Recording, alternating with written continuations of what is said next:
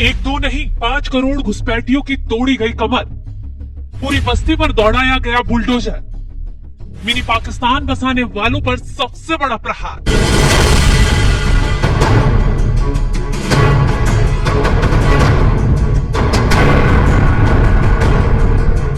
पहलगाम आतंकी हमले के बाद मोदी सरकार न सिर्फ आतंकी कमर तोड़ रही है, बल्कि भारत में घुसपैठ कर सुरक्षा को घात लगाने वालों को भी सख्ती से तोड़ रही है।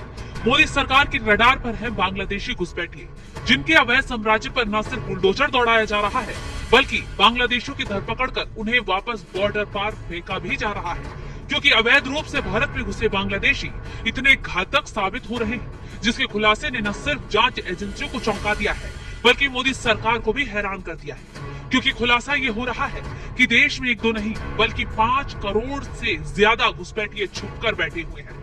हालांकि ये अनुमानित आंकड़ा है, लेकिन अब चलिए ये भी बताते हैं कि ये घुसपैठिए किस राज्य में कितना घात लगा रहे हैं और कहां से कैसे खदेड़े जा रहे हैं।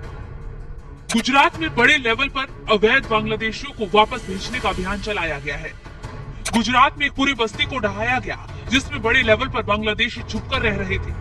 असम, दिल्ली और हरियाणा से भी घुसपैठिए तेजी से बांग्लादेश भेजे जा रहे हैं। दिल्ली पुलिस के मुताबिक 900 से ज्यादा और बांग्लादेशियों की पहचान कर ली गई है। पश्चिमी और दक्षिण असम से 49 बांग्लादेशी घुसपैठियों को वापस भेजा गया है। 2000 से ज्यादा बांग्लादेशियों को अलग अलग राज्य से अभी तक भेजा जा चुका है। बाकी कार्रवाई को आगे बढ़ाते हुए और बांग्लादेशियों की धरपकड़ तेज कर दी गई है।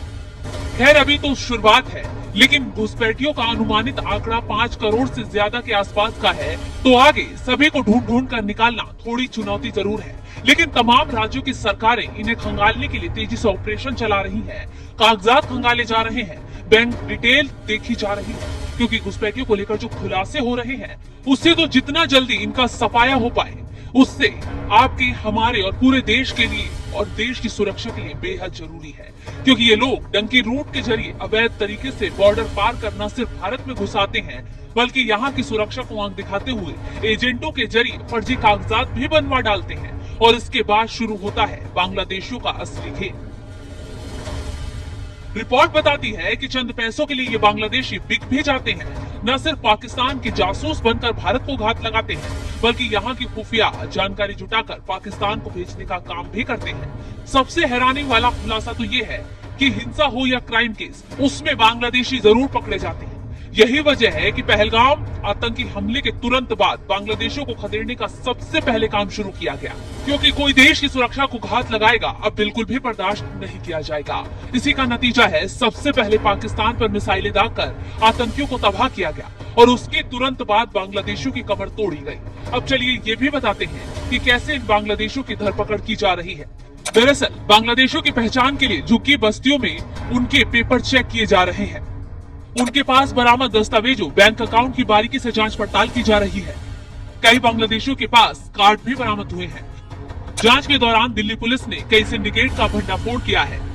सिंडिकेट अवैध बांग्लादेशियों को देश में एंट्री करवाने, बंगाल, असम के रास्ते दिल्ली लाने और फिर यहाँ बसाने का काम करते थे। सिंडिकेट 2 तरीकों से काम करता है। एक, बांग्लादेश के अंदर संपर्क कर बांग्लादेशियों के पैसे लेकर भारत में एंट्री करवाता है।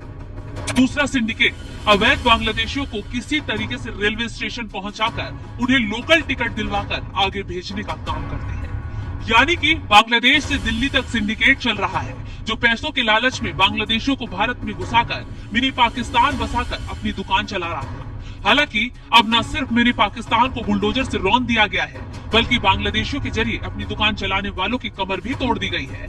अभी तो सभी राज्यों से 1-2 हजार ही बांग्लादेशी पकड़े गए हैं, लेकिन मकसद सारे घुसपैठियों को खदेड़ना है। फिलहाल जिस तरीके से पूरे देश में बांग्लादेशियों के खिलाफ ऑपरेशन चलाया जा रहा है, मोदी सरकार तेजी से एक्शन ले रही है, उसको लेकर आपका क्या है कहना, कमेंट कर अपनी राय जरूर बताएं।